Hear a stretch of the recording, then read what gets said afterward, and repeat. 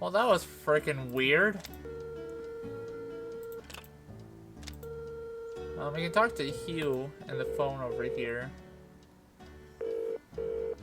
Hugh Penvillin here. Hello, Mr. Penvillin. This is Nancy Drew. I'm the one who's visiting Linda. You know, from the United States, across the pond.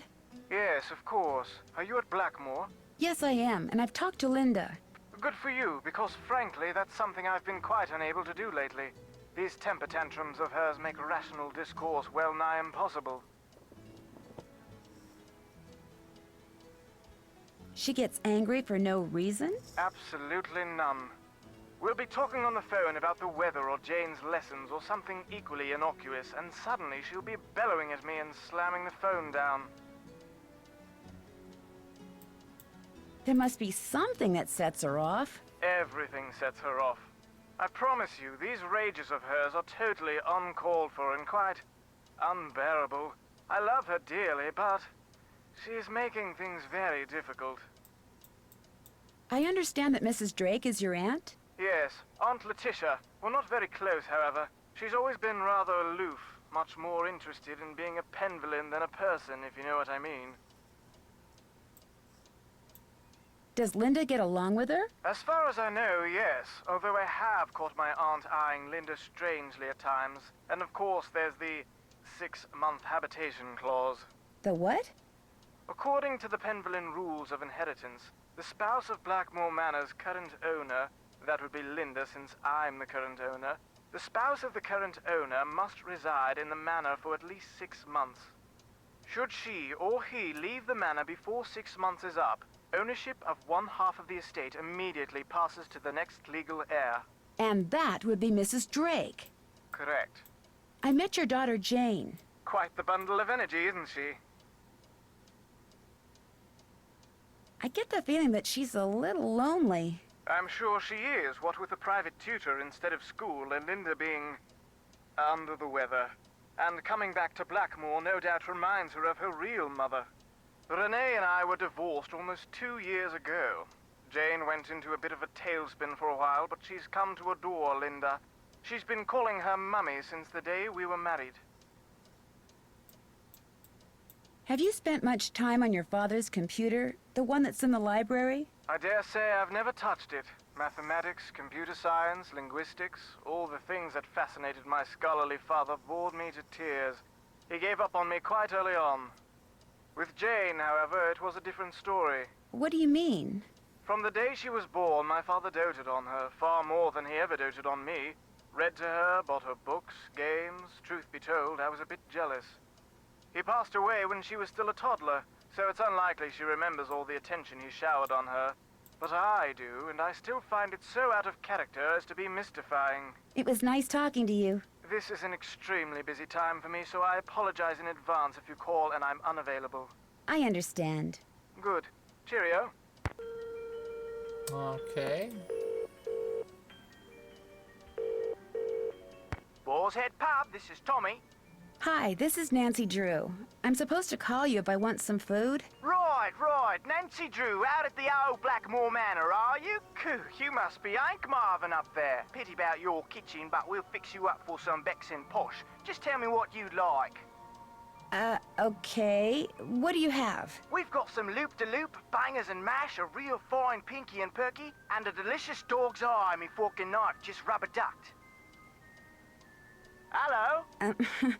Could you repeat that? Sure, we've got some loop-de-loop, bangers and mash, pinky and perky, and a dog's eye, and they're all Robin Hood.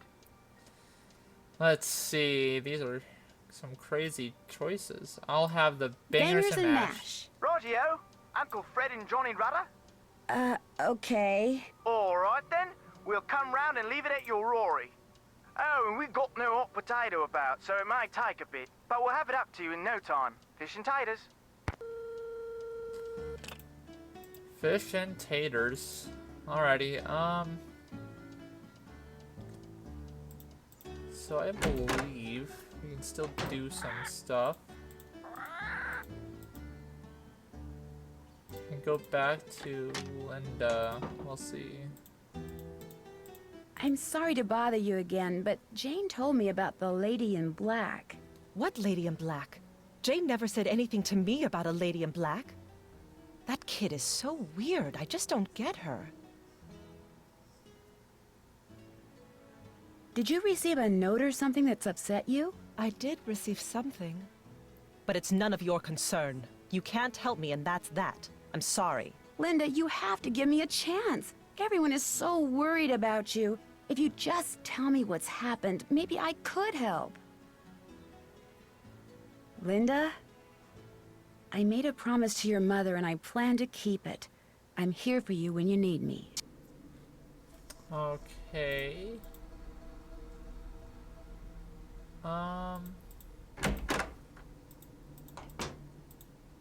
So let me see here. Can't check that off. I'm finished. Can't check that off yet. Can't check that off till it... I'm finished with that. That's done. Check. I'm finished. Check. So, take a look at Alan and find out. Okay. Felicity! The door! The door! The Hello? door. Ah! Bye, bird. Cheerio! Polly is a Okay. stupid bird! Polly is a stupid bird! I agree. Anyway, so we gotta find. I believe he's over here. So it's Pergamentium Exit. That is the name of the password. Bude's the door off. Spasiba. Actually, can I talk to him? Hold up, let me see Hello, if I can Nancy. talk to him. Oh yeah. Who are all those paintings of in the Great Hall? Those are the Penvillans who owned Blackmoor Manor at one time or another. Have you seen any ruins anywhere in the manor? You mean like Norse runes? No, I haven't. I don't really know much about them anyway. Dead languages aren't really my bag, you know. I'll let you get back to your work. Ouch. Ballet! Alrighty, so it is Perga. Welcome, my adventurous friend. Don't tell my sister, but there are ghosts in Blackmoor Manor. 13 of them to be exact. The problem is they're very shy, so they only come out when it's very late at night, usually just after midnight. And even then they only show up in quiet places, like the Great Hall, and the hallways and the conservatory. What's worse, they'll only come out for a very short period of time. But if you can find and touch all 13 ghosts in the time you're allotted, come back here and I'll give you a prize, one which I guarantee you'll enjoy. So who's ready to go on a ghost hunt? Oh dear, my watch tells me that the ghosts are not likely to show up right now. Come back between midnight and 4 a.m. Farewell till then.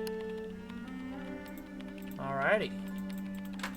So we can't do that yet. Let's go over to the conservatory.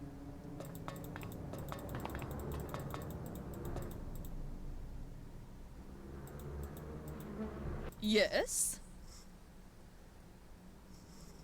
I spoke with Mr. Tucker at the Boar's Head pub, but frankly, I'm not at all sure what he said. Yes, his language is quite colorful, isn't it? He's Cockney, you see.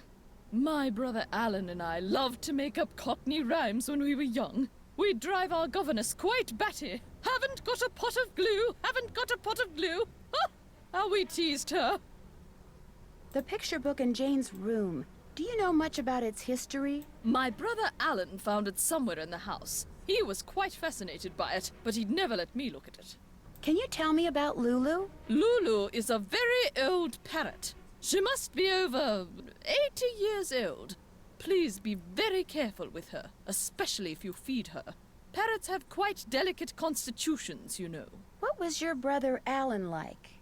He was quite remarkable. He taught linguistics and computer science and won many prestigious awards. He loved games, especially pranks, and was forever tinkering with this and that. I do miss him sometimes, but now he's gone. He died a month after my husband passed away, and ever since I've been here all alone. Until Hugh came back from the United States, that is. Goodbye. Run along! Alright. So we cannot do the ghosts just yet.